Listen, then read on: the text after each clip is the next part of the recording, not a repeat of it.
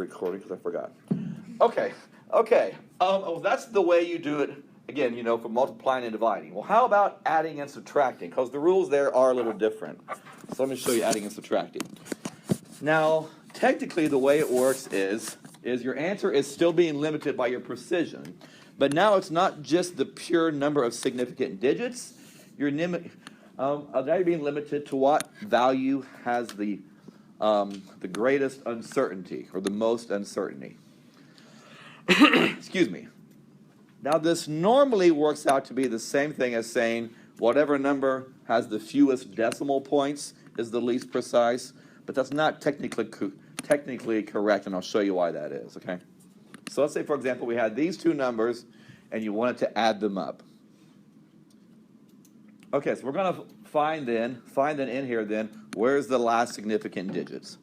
So, in the top one, if I can get this to work, I'm going to try this one more time. Nope, not working. Screenshot. Show you that. So, in the top one, we have two sig figs, right? The 4 and the 1 are both significant. Would you agree with that? One person agree with that. Hallelujah. Okay. Now, right. We have two significant digits, right? And the last significant digit is in the tens place, correct? Okay. So this one then has 4 sig figs, right? The 1, the 4, the 8, and the 2. Which position has the last significant digit? The hundredths place, right? So this one goes out to the hundredths. See that? Okay, this one has how many sig figs? 3. Okay. And the last one's where at?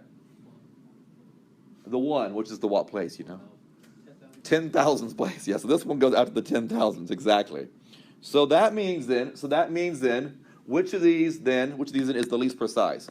Hundredths or the 10,000s? Hundredths then is less precise, right? So that means that my answer can only go out to the hundredths place. You are so smart. Okay, good. So we're going to add this up. 14.8491. Right, so after the hundredths, so I'm going to round that off to be 14.85. And it was inches plus inches, so inches. Make sense? You all over it? Okay, so let's do one more together. And then we'll... Okay, let's try this one. Let's see. 4973 minus 342.18. So again, I always say try to line them up. Makes it so much easier on yourself. 4973.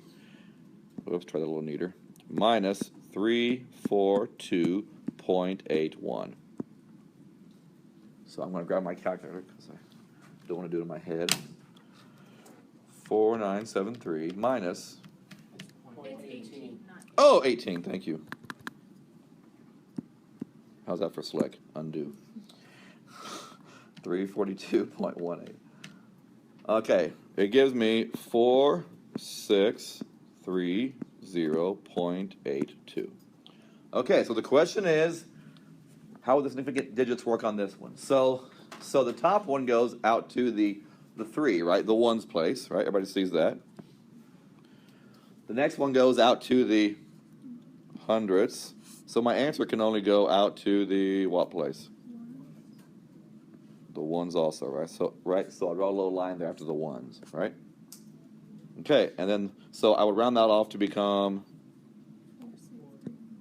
4631, and then liters minus liters, so liters. Yay! Awesome. Thank you for that. I appreciate that. Okay, your turn. Try C. Try C on your own. So add up those 3 numbers. And again, I encourage you to try to, either write them again, line up the 1s, the 10s, the tenths. It just makes it a lot easier. And see what you get, and I'll come around and help you out. See if you have any questions. Excuse me.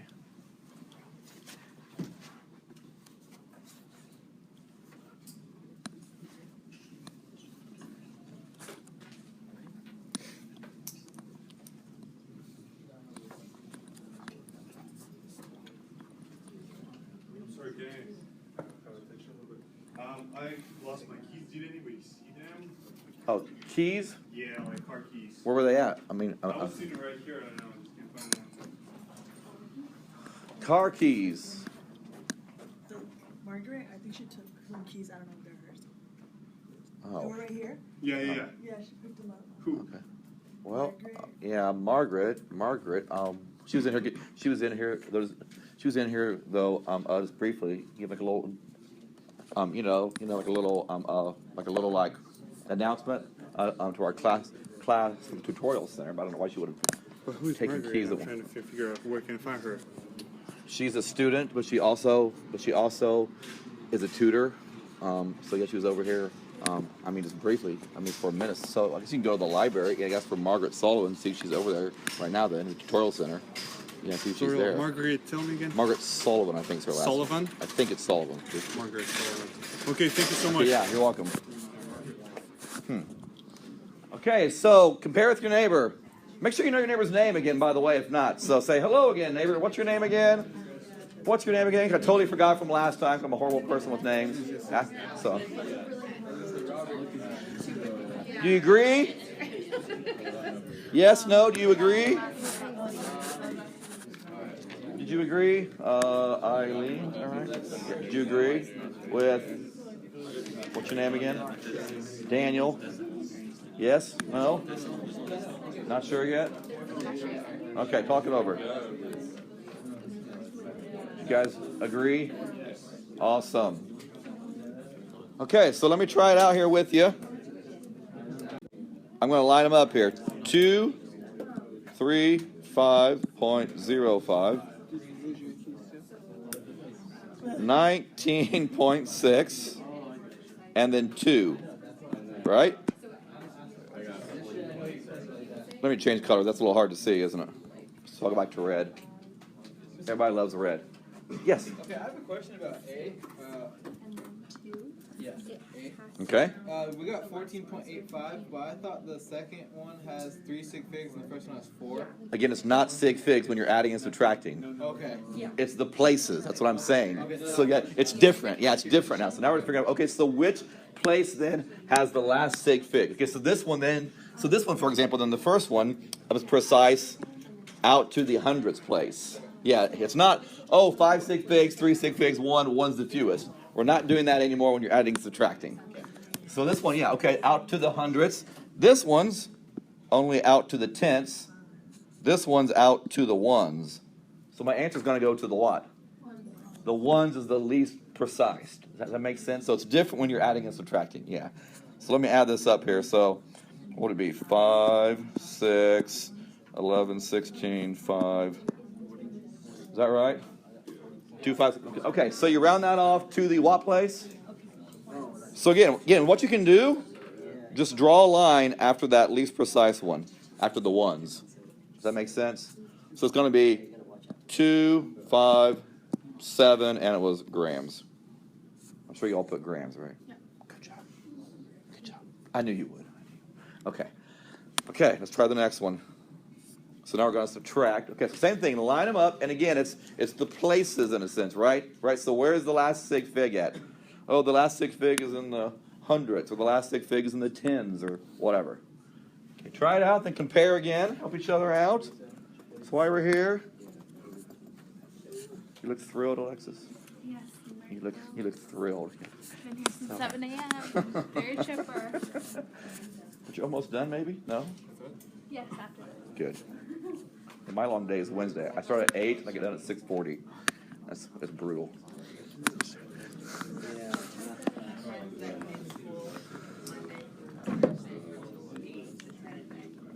Oh. Oh. Some big breaks, though, I hope, there during the day or something.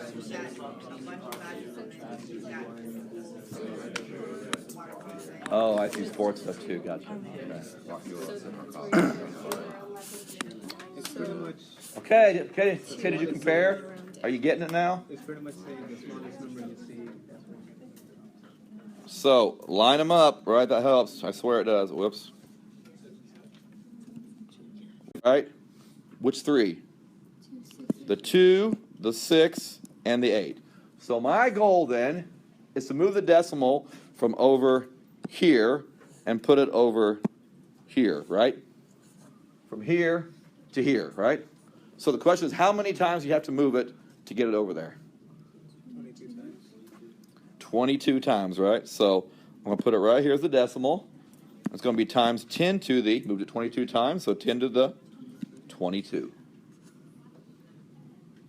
Right? And if you want me to write it out, I can do it, right? We could go 1, 2, 3, 4, 5, 6, 7, 8, 9, 10, 11, 12, 13, 14, 15, 16, 17, 18, 19, 20, 21, 22. Yeah, 22 times. Yeah, so this obviously is much shorter than writing that ginormous number, right? Yeah. Okay, good. Yeah, so as I was saying then, so that so that is why these n zeros then are not actually significant, right? So you can actually just show it as this way. And those, and again, the n zeros here at the end then are all just placeholders, right? They're not actually showing you anything new than on the precision itself. Yes. Why couldn't you put a decimal like between the 6 and the 8? I guess you technically could. I guess you technically could write it, and you could do 10 to the 21st, 10 to the 21st, 10 to the 21st. But the more accepted way of doing it is to always put it after the first significant digit. So that's it's kind of, always going to go after the first significant. yeah, after the first one. Yeah, always after the first one. Always after the first one. That's kind of the way we do it. Okay, so let's do a really small number. So this is the length between two carbon atoms in a benzene molecule. So again, it's another really small number, right? So we're going to figure out, okay, so which of these digits are significant? 3. 1 and the 4 or the 1, 4, and the 0? 4 zeros. Aha, yes, in this case, the 0 is significant because there's a decimal. So I pull out the 1, the 4, and the 0. Yes, so not just the 1 and the 4. The 1, the 4, and the 0. Okay, and then I move the decimal a whole bunch, right? 1, 2, 3, 4, 5, 6, 7. So my answer becomes 1.40 times 10 to the what? Now it's -7.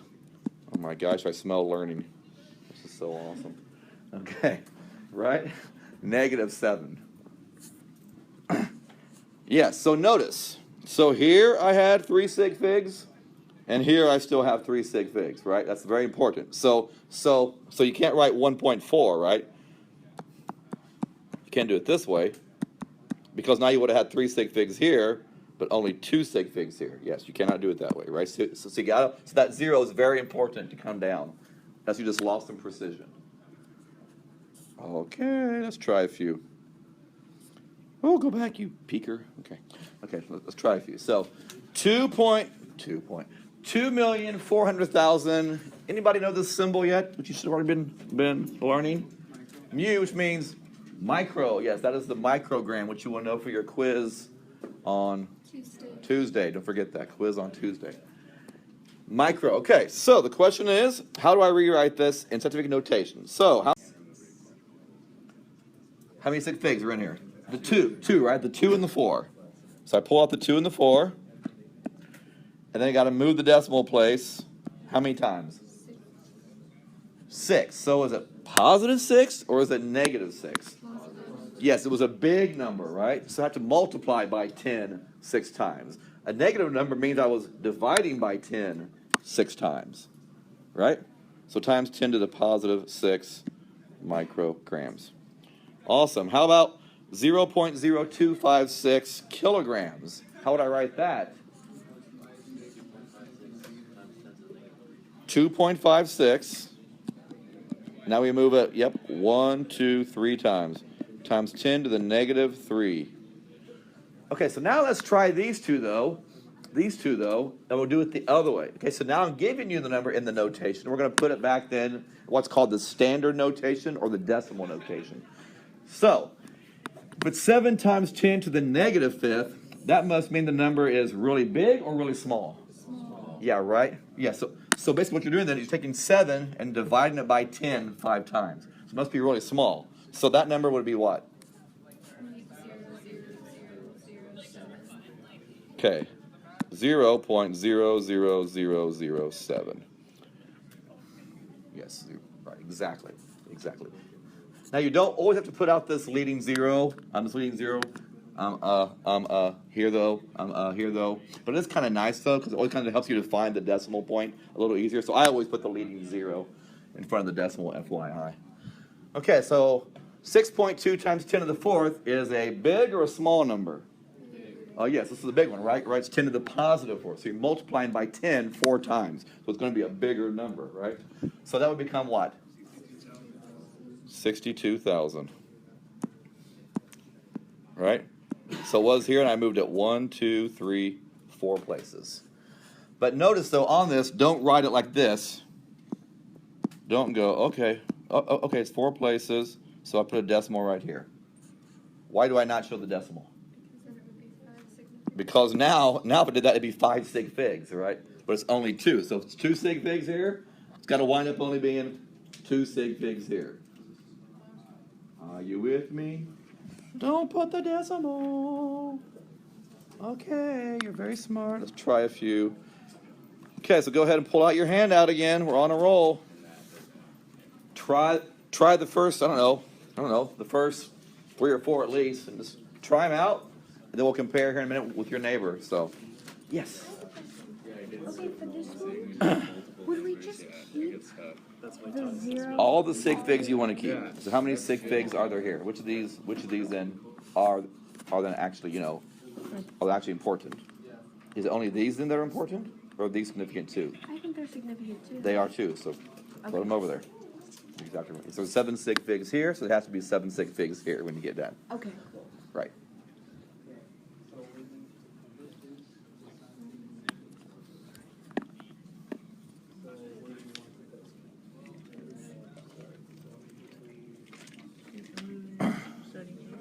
Excuse me. Yes.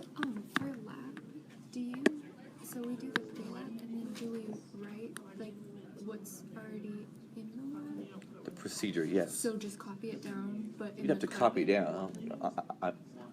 It's not word for word, really. Okay. But yeah, but yeah. The most words kind it's more kind of like okay. The way it works really, then you have one page for your pre-lab questions, and then on the next page or two, what you will do is you'll read it. You'll read the procedure yourself, and then you will rewrite it in your own words. You can kind of copy it. Word for word. Then I guess if you want to, but you don't have to have every single word. Just like kind of summarize. Yeah, exactly. Kind of a Okay. little summarize or a little outline. Step 1, step 2, step 3. You can do like that if you want. And that's all in the carbon. In the carbonless Okay. notebook, right? Yeah, exactly.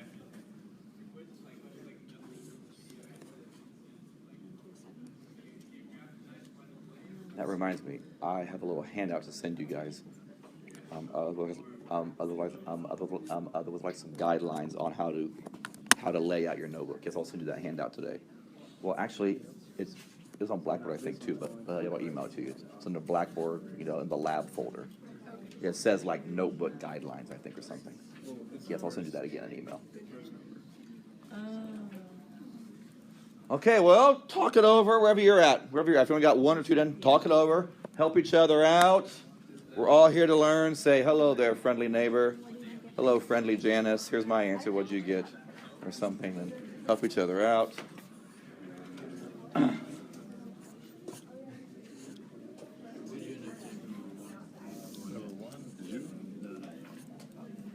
So, all you're going to do in the first one, right? First one then is count the sig figs and take all the sig figs and just write them again.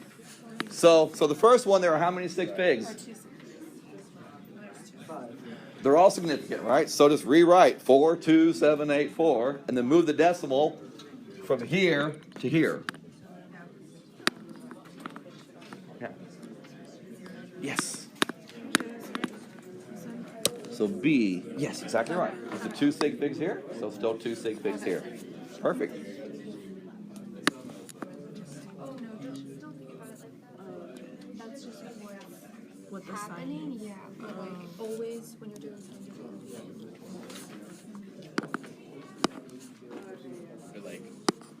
I have a quick question. Yes. In writing, like on E, for example, I include these zeros because they are significant in writing it. Yes, they are significant. Yes, you have to include them, right?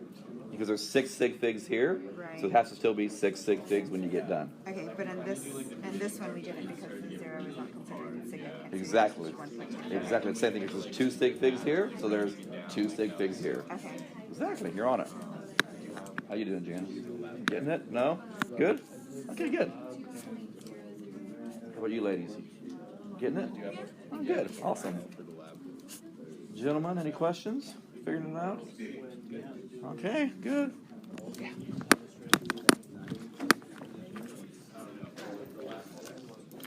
Is 1.2, is that, I mean, are these correct, like A and B? Okay, well, I have a, A is, yeah, exactly, because here you have 5 sig figs, here you have 5 sig figs. Okay, so B, the 1, the 2, and the 0, the 1, the 2, and the 0, how many sig figs do you have, though, in those? Is the 0 significant or not? It's not. So, yeah, you don't have to have the 0 over here. Because if not, then you go from 2 sig figs, now you suddenly made it 3 sig figs, and you don't want that. Does that make sense? You only pull out the ones that are significant. So only the 1 and the 2 are significant here, so only the 1 and the 2 go over here. That makes sense? And same thing here. So you did it right. Okay, so let's just quickly go through these so we can move on. Excuse me. Okay, so again, the first step is just count the sig figs, take all the sig figs out and rewrite them. So 4, 2, 7, 8, 4. Well, in that one, the 4, the 2, the 7, the 8, and the 4 are all significant, right? So you just rewrite them all again. And you're going to move that decimal how many places? 4 places. So it's times 10 to the 4th. Okay, the next one, 120 miles. How many sig figs do you have? 2. Okay, only the 1 and the 2 are significant, right? So you only write the 1 and the 2. Right? And you move it how many places? 2 times, so 10 to the 2 miles. Okay, next one, 9842.010. Okay, how many significant digits do you have? 7. The 9, the 8, the 4, the 2, the 0, the 1, 0 were all significant. So you write them all again, right? And now you move it 1, 2, 3 times. So it's times 10 to the 3. Getting it? Awesome. Who is Chatty Cathy back here? Trenton, zip it. Okay, so now we got 0.0819. Okay, again, how many sig figs are in that? 3. And they are the 8, the 1, and the 9, right? So just write them again. That's all you got to do. It's pretty easy. And then you move the decimal 2 times. But now it went the other way, so it's 10 to the -2. Thank you. So anytime you go to the right, it's going to be negative, right? Yes, the right's negative, the left's positive. Exactly. Okay, let's go over here now and try these. Okay, 0.000200500. How many sig figs are in that? 6. And they are what? 20056. So just write them all again. That's all you got to do. Just always write them all again. Okay? And move that decimal 4 times. So it's 10 to the -4th. I smell learning. Think we're getting it. Okay. 4300 point. So notice the point, right? So that has 4 sig figs. So write them all again. 4300. Move that decimal 3 times. So 10 to the 3rd. Okay, real quick. 86.00. How many sig figs? 4. The 8, the 6, the 0, and the 0 are all significant. And you only got to move it, though, 1 time. So 10 to the 1. Okay, and the last one, how many sig figs in that? Right, this one here is not, right? So the 5, the 3, the 0, the 9, and the 2 are. I move it this way 1 time, so 10 to the -1 milliseconds. Yes? For G, we have to put 10 to the 1 or just put 10? Either one's fine, I guess, yeah. Yeah, good question. Because 10 to the 1 is the same as just 10. You could do that, too. Okay, Well, now let's try a few and go the other way. So now I give them to you in notation and put them back into the standard or the decimal notation. So just real quickly burn through those and then compare with your neighbor. So now do it the other way. Make sure, again, if it's 4 sig figs to start, it's 4 sig figs to end. If it's 3 sig figs to start, it's 3 sig figs to end. It always keeps the same precision. You can't make your number more or less precise by just doing this. You got to keep the same precision. Why is this table always downhill back here? I don't know. I mean, what is going on? Is there a leg missing? Or? Oh, I see what it is. Yeah, there's wheels missing on this side. Oh, there they are.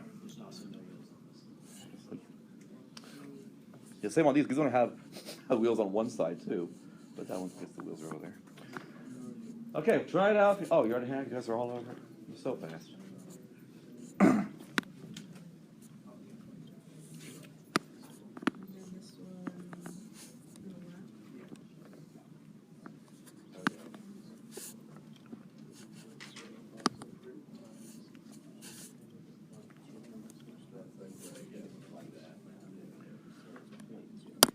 Done at 3:20? Okay. Plenty of time, still over half an hour.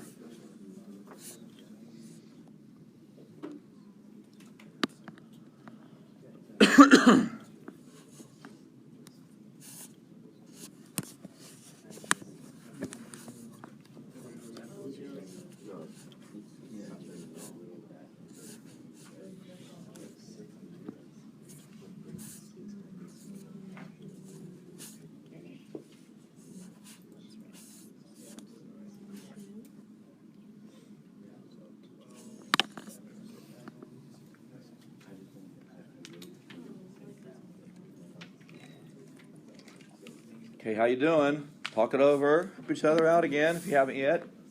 See what you guys got for the first 2 or 3 at least. Make sure you're on the same track.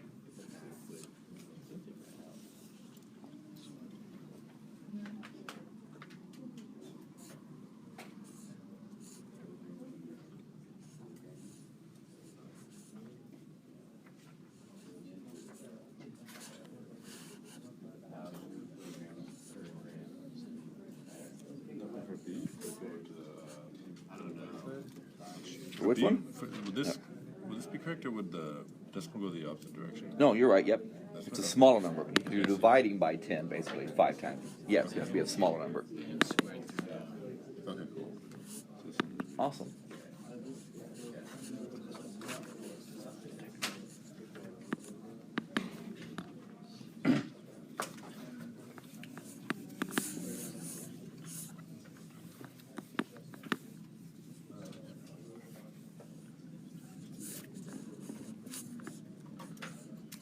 Okay, so just for time's sake, I'm going to go ahead and work these out.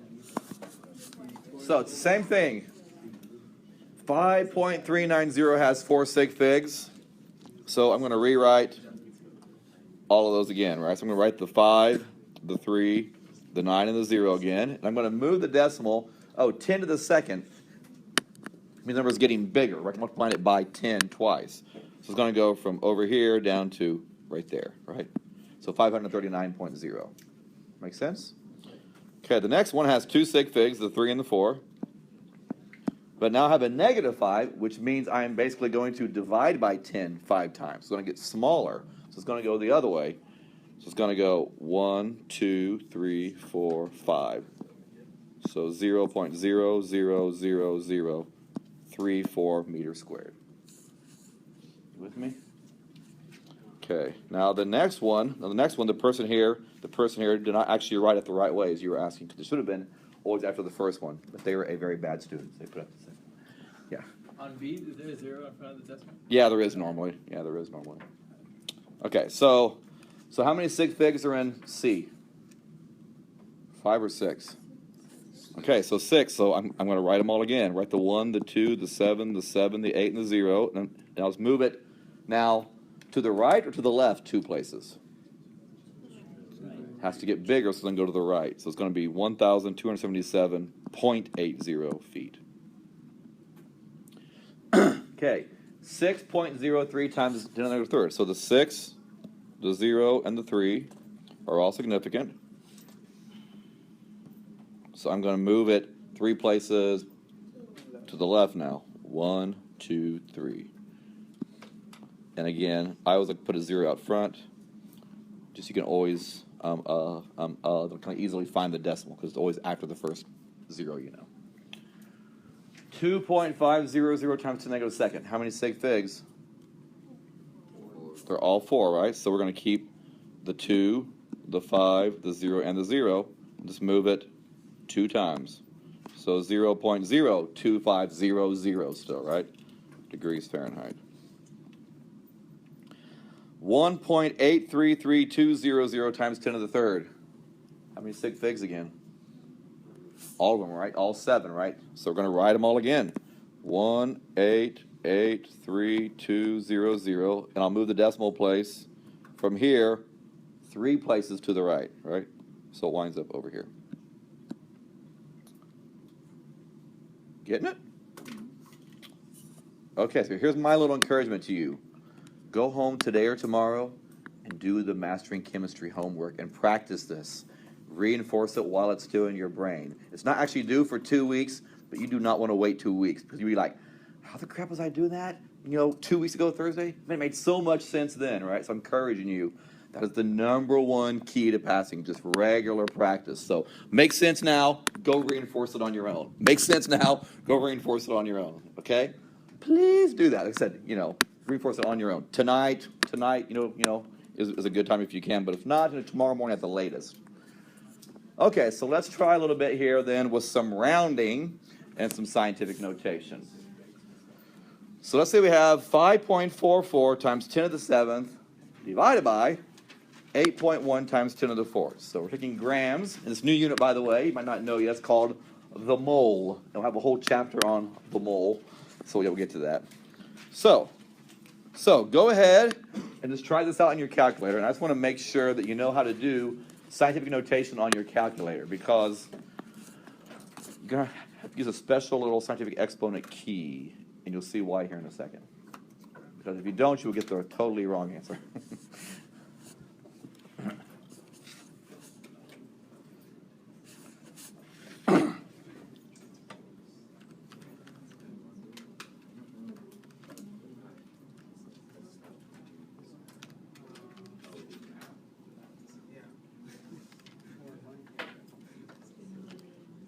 Now, if you get 6.716 times 10 to the 10th, then you're not using your scientific exponent key. If you get what? Times 10 to the 10th, then you are not doing it the right way. I'm not doing it the right way. You should be getting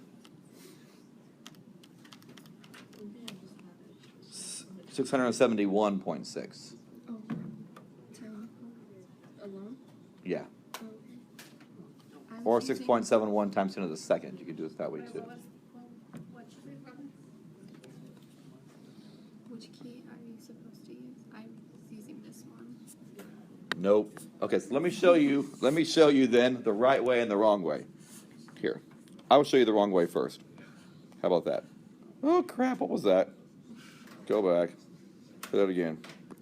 Okay, give me a little whiteboard here. Let's do a whiteboard. Okay, so the way you don't want to enter it, which you probably are, most of you, 5.44 times 10 to the 7th divided by, what is it? What was the number I gave you? I forget now. 8.1 times 10 to the 4th. Okay, so why will that not work? Okay, well, again, I told you earlier over here on the board, because your calculator is stupid. And it thinks anything that you're dividing by is on the bottom, and anything you're multiplying by, it thinks is on the top. So your calculator does this. 5.44 times 10 to the 7th, so far so good, divided by 8.1, so far so good, times 10 to the 4th. You don't want it to do that, right? So, but there is a very handy key in your calculator that is made to solve this without having to use times 10 to the parentheses. It is called the exponent key, which is why you want a scientific calculator that does scientific notation. So, most of yours looks like something like one of these. It'll either be an EXP key or it will be an EE key. So look for an EXP key or an EE key. It may be actually over another key. So on this calculator here, which a lot of you have, it's right over the little x to the minus 1. It says EE in like a blue color or something. Do you see that on your calculator? Who does not see it? And I'll help you find it real quick on your calculator. That one right there. Perfect. You find it? Yep, right there. EE. You got it? Anybody else need help finding it? I don't think I have one. I need to get it different. It's like a business calculator. Yes, here's the yeah. So you need a scientific one. It's a really good one. I was saying was that one she has, and it's cheap too. It's the TI. Here, I'll write it down real quick. Thank you. Like I said, you need to go to Walmart or Amazon and buy it. It's the TI 30X2S, and I think it's $8, $10. It's not much. And you found yours, your EE key. Is this one fine? I mean, I have a button, but. Perfect. That's it. Yep. Perfect. That's a great one. Okay, so who needs help finding their EE key, exponent key? Everybody found it? Okay. Now's the time. Oh, well, okay, we'll come back then. You'll use your calculator next time, and I'll show you on there. You find it on yours? This one here, yeah. That's it. Good. Okay, so here's the beautiful thing about the exponent key. The exponent key does all of the work for you. It automatically puts in, the exponent means times 10 to the.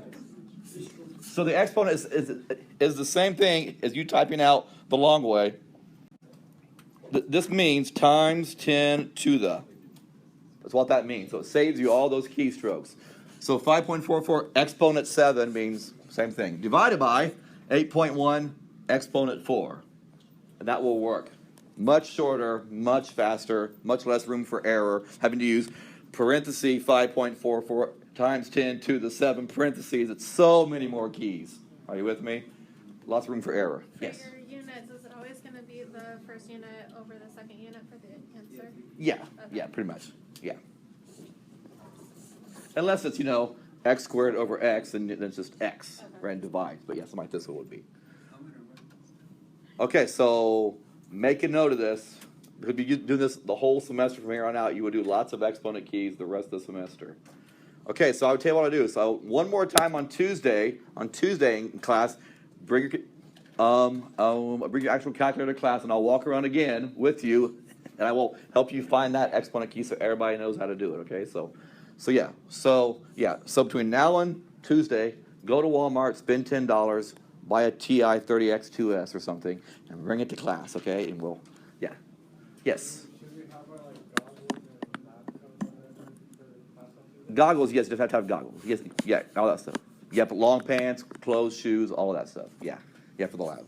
Yeah, the lab coat, it's not a requirement, but it's optional, yes, if you want to have a lab coat. And you may be really cool like me. I'll have a lab coat on. I'm kind of really cool. Okay, yes. You said the goggles in the store were sufficient for this class, right? Absolutely, yeah. You have to like a blue box, or the little blocks, and they say like UVEX. Okay. That's the ones you want. Perfect. How much are they, by the way? $10. Okay. 18.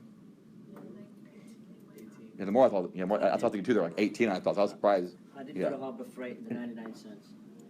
Boom! I told you. $18, 99 cents. Go to Harbor Freight. I don't know. They're all over. There's a few around here. Yep. Just Google it. Harbor Freight.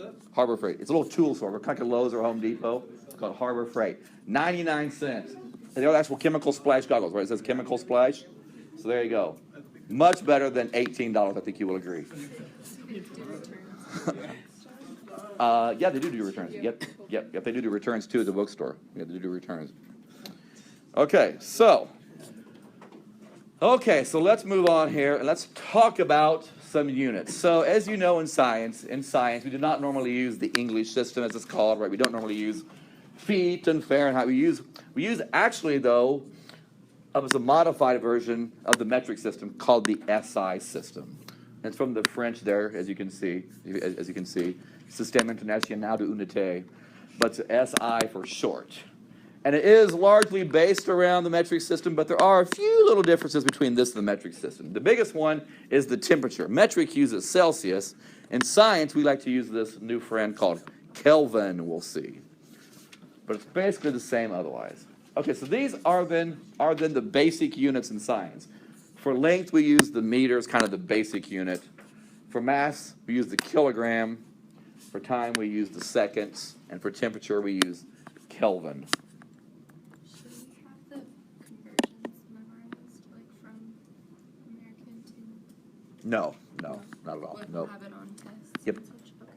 Yeah, we'll always give you the English metric conversions. Yes, I will give you those. Okay, so let me just talk about this. So here you go. Pop quiz. There are currently, I think, 193 countries in the world. How many countries of those do not yet have the metric system adopted? Out of 193, how many holdouts are there? Do you think? One. Nope. More than one, actually. There are more than one. There's more than two. 4. Nope. Nope. Go down. You're closer before. There's only 3 countries that have not yet adopted the system, and there are us and 2 other powerhouses in the world. Would you care to know what those powerhouses are? Yes. Liberia and Myanmar. Those are the only ones that have not yet adopted the metric system. All the other 190 places in the world you might travel use the metric system. So yes, we're like, stay strong, America. Screw you guys. We're doing our own thing. So, yeah. So even England doesn't use the English system anymore. Well, yeah, they do. I mean, still somewhat on their roads and stuff. But their official system is actually the metric system. Even the English don't use the English system officially anymore. Pretty sad.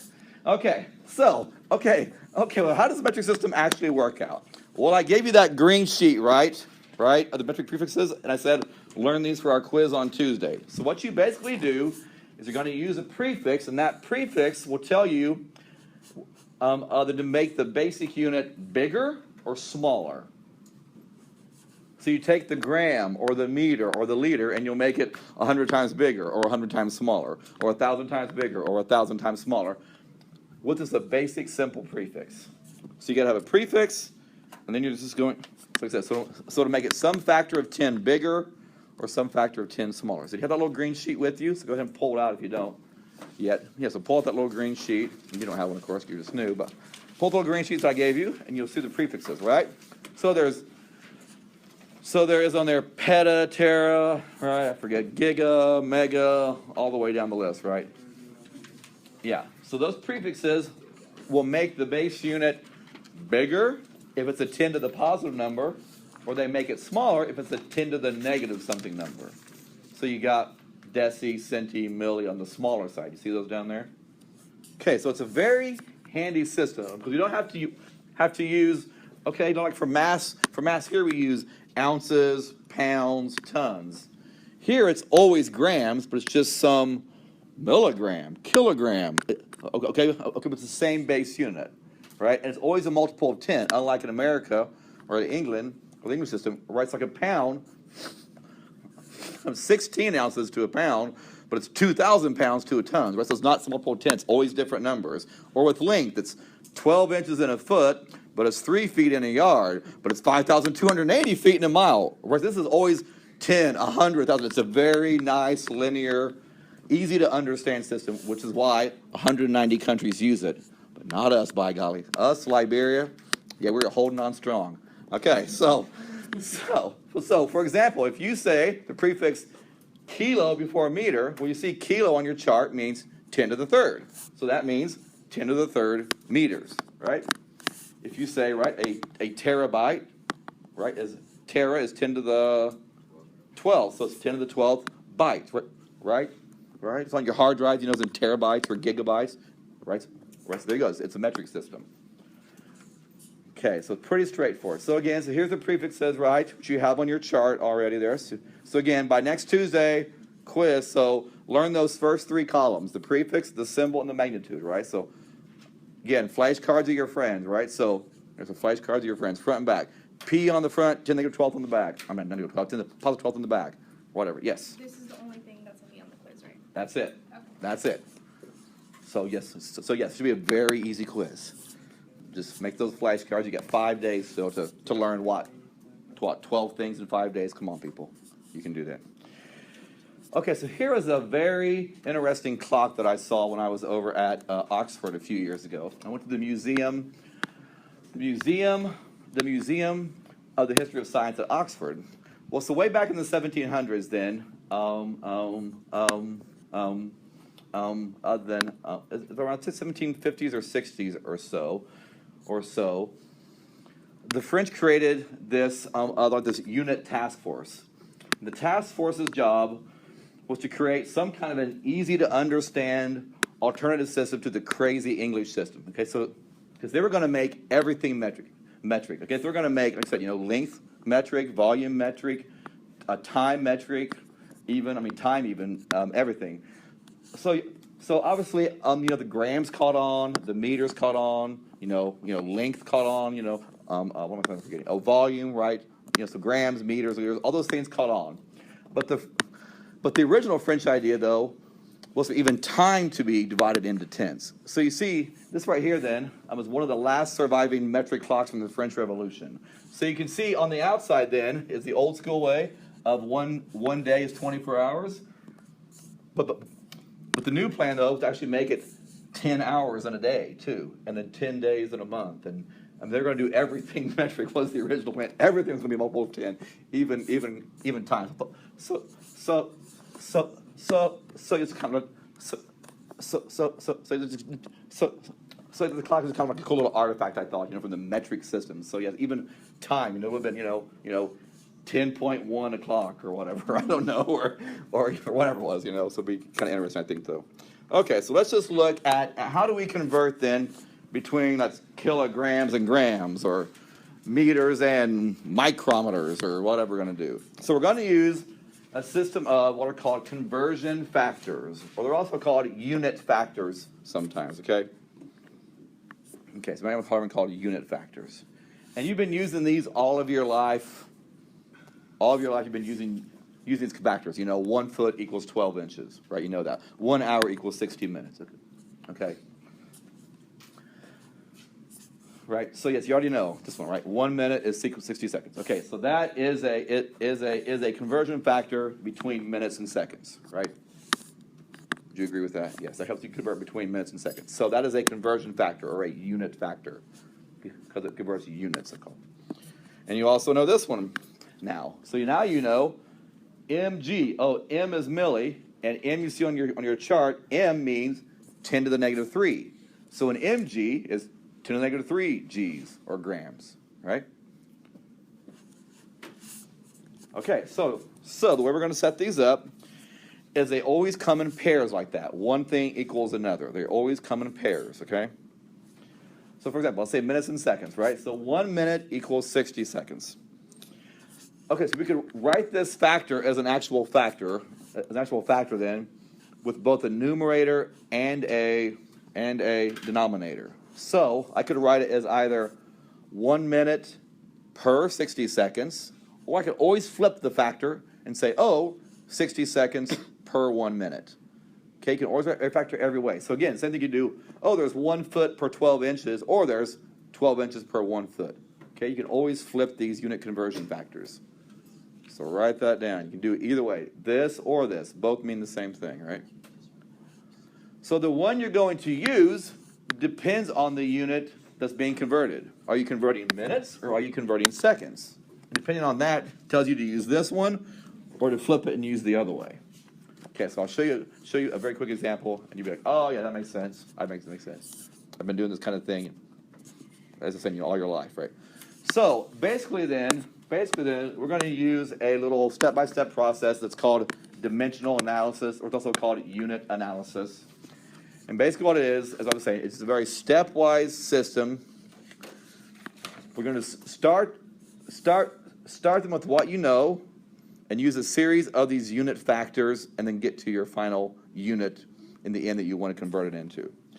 So first you're going to figure out, okay, so what am I starting with? What do I want to convert? And what new quantity or what new unit do I want in the end? So you say, okay, so I'm starting with kilograms, and I know I want to be in micrograms. Or I'm starting in megaliters, and I want to be in picoliters. Okay, so you figure out what do I know and where do I want to go. Makes sense. Then you're going to figure out, okay, so what conversion factors do I know that will help me get from kilograms down to picograms, or whatever it is, or from inches down to miles? What do I know? Okay, If I know inches to feet, I know feet to miles. You're gonna figure out all the different factors you know that will help you get there. Then you're just gonna go through, and just set everything up so your units cancel, and then just punch it in your calculator, and it will magically give you the answer. So I'm going to show you a few of these, and it'll make total sense to you. If not totally today, then by Tuesday it'll make, hopefully, total sense. Okay, so let me have a drink of water while you're writing, and then we'll do a few examples and illustrate it.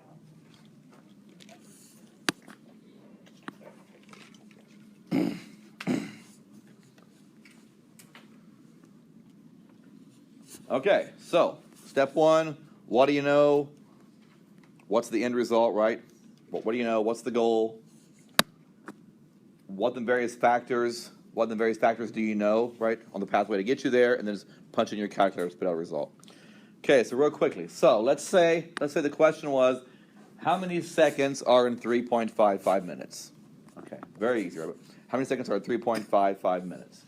So first off, what do you know? Oh, I know 3.55 minutes. What's the goal? I want to turn it into seconds. So I'm starting with 3.55 minutes, and I want to go to seconds. Okay, that's step one, easy. So step two. Okay, so I need to figure out what kind of a conversion factor will help me go from minutes to seconds. And you already said, 1 minute equals 60 seconds. So the question is, if I'm going from minutes to seconds, again, as I said before, you can either put it in as 1 minute per 60 seconds, or you can flip it and say 60 seconds per 1 minute. You can do it either way.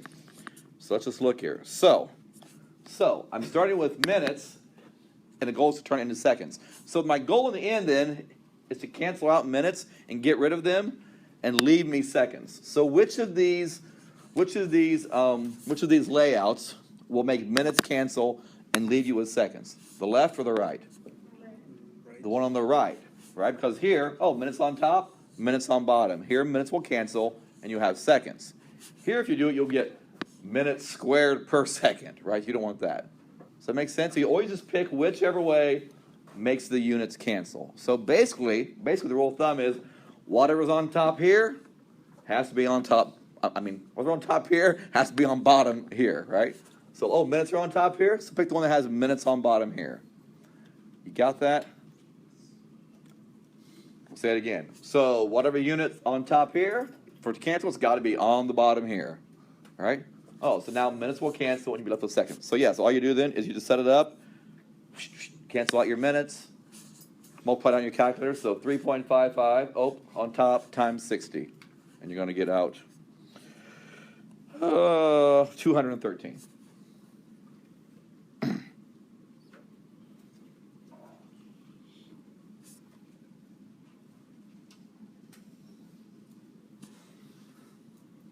Okay, so real quick question. How about sig figs, right? So I told you about the whole sig fig things. Now this is a measurement. So that is definitely 3 sig figs. The question is, are these numbers measurements or are these numbers exact, defined quantities? These have been defined, right? Okay, so I told you before, right? Exact numbers, defined quantities, don't have any sig figs. So this is perfectly exact. So it's not like 3 sig figs, 1 sig fig, I can only have 1 sig fig. No. It's 3 sig figs, infinite basically. So that's 3 sig figs. This is going to have 3 sig figs. So, yes, I'll come back to that again as we go on. Defined, if they are defined ones. If they are defined conversion factors, yes, and they are perfectly precise. Infinite sig figs, if you will. Because this was not measured, right? This one here wasn't measured, right? So 1 minute has been defined to be 60 seconds. So that's exact. So yes, there are no sig figs in this. So 3 go in, 3 come out. Okay, so let's show you a few of these and I hope it make more sense. Okay, so the question is, as you just asked, how do you know which conversion factors are exact and which ones are not exact? Well, the basic rule of thumb is, if you're going to stay within the same system, like, for example, English to English, those have all been defined, so those are exact. Or metric to metric, those have all been defined, those are exact. The ones that'll get you are when you're having to convert from the English system to the metric system, because those then are measured. Somebody has to sit down and measure then how many ounces there are in a liter, because it wasn't defined. We have to measure how many grams are in a pound, because it wasn't defined. But English to English, those are always exact. Don't worry about the sig figs. Metric to metric, always exact. No sig figs to worry about. It's only when you want to cross the strings between the English and the metric, then you get in trouble. So, for example, so as I said, right, exact numbers, don't worry about having sig figs, right? So we told you, right, counting numbers, remember anything you can count physically? So those are exact, right? So no kind of approximation. Okay, exact conversions, English, English, metric, metric, right? So this one here has been defined. So that's not one sig fig, that's not two sig figs, right? No, it's been perfectly defined, infinite sig figs. And the one is always significant in a conversion. So, 1 mile equals so many feet. The one is always exact. So, counting numbers, English, English, or metric, metric conversions, and then the one in a conversion is always exact. Everything else, though, will have sig figs. You got to say, oh, I see it's got 3 here, it's got 4 here. 3 is the fewest. The answer's going to have 3 or whatever. Okay, so I'm pausing because you're scribbling. At least some of you are. Okay. So again, like I said, but metric to English, this is when you're going to have to worry about the sig figs, right? So again, like I said, pounds to grams was not defined. Somebody has to actually go out with a pound and weigh it out in grams. So that's a measurement. So this is only 3 sig figs. So this will limit your conversion to only having 3 sig figs, for example. How about quarts to liters? Oh, that's 4 sig figs. So this conversion then would also limit your answer to only having 4 sig figs. Does that make sense? Maybe? So English to English, it's fine. But it's metric to English. Those are the ones that are going to get you when you got to cross between the two systems. But there is only one exception. So back in the 1970s, scientists finally got them really tired of there being no kind of exact conversion between the two systems. So they went ahead and they decided, so now this here is the only exact metric to English conversion. Okay, so that one there then has been defined. So make a note of that one. That one there is exact, even though it's two systems. So 1 inch is now defined to be perfectly, precisely, exactly 2.54 centimeters. So that is the only exact English to metric conversion. So it was around like 1970, I think, or so like that. They finally said, oh, what a pain in the ass this is. We need at least one exact one. So they said, okay, close enough. We'll make this one the exact one. So 1 inch equals 2.54 centimeters. Okay. So let me show you how this works.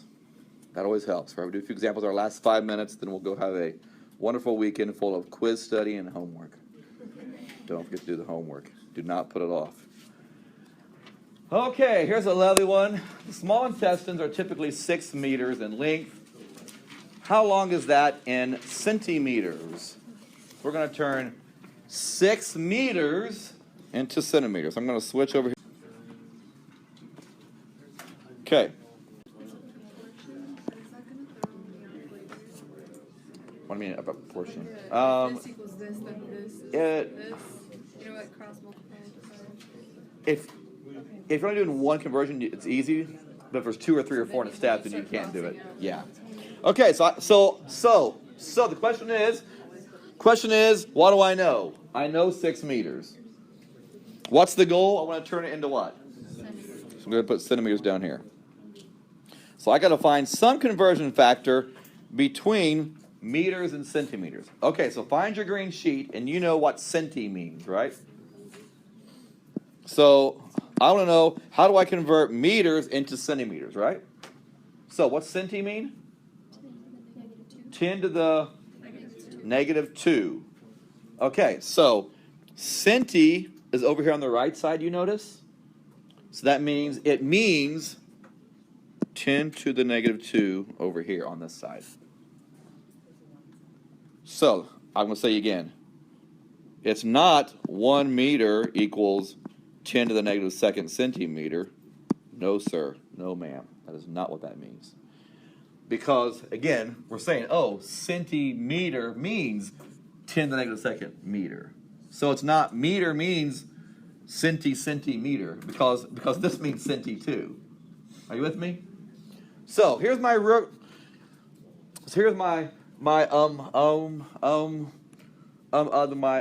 quick rule of thumb that will always save your bacon. The prefix is always on the opposite side from the exponent. They will never be on the same side of the conversion factor. So if you ever have the prefix next to the exponent, you know you screwed up. That will never, ever happen. Are you with me?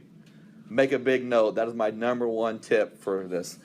The prefix and the exponent are always on opposite sides of the conversion factor. They can never be together, else you just totally screwed up. Okay, so what goes in front of this then? Well, we'll just put a 1 in front of that then, so just 1. Okay, so I have two options then. So do I want meters to go on top, or do I want meters to go on bottom? It has to go on the bottom. So the one that has the meters right here, right? That has to go on the bottom, so it will cancel. Are you with me? Y'all too chatty. I guess you're with me, right? Okay, so meters has to go down here, which means the other one has to go on the top. Make sense? And now our units cancel, meters cancels. Perfect. Are you with me? Maybe. Okay, so now let's punch that into our calculator. That's the next trick. That's the next trick. So depending on your calculator, unfortunately, they don't all work the same for this part. I'm very sad to say. So we know 10 to the is the same as the exponent key, right?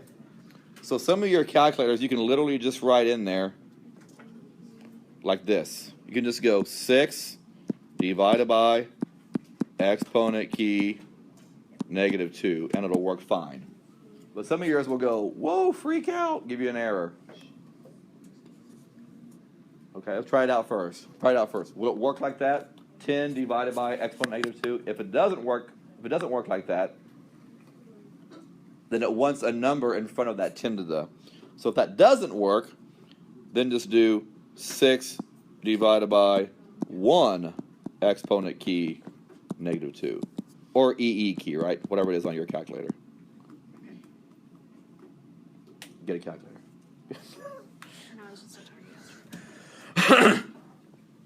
And you ought to get like 0.06 or something. No, I'm sorry. No, the other way, right?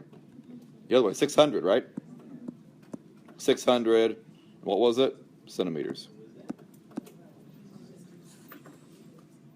Okay, so again, on Tuesday, bring your calculator, and we'll do this again with the calculator, and we'll practice again because we're out of time.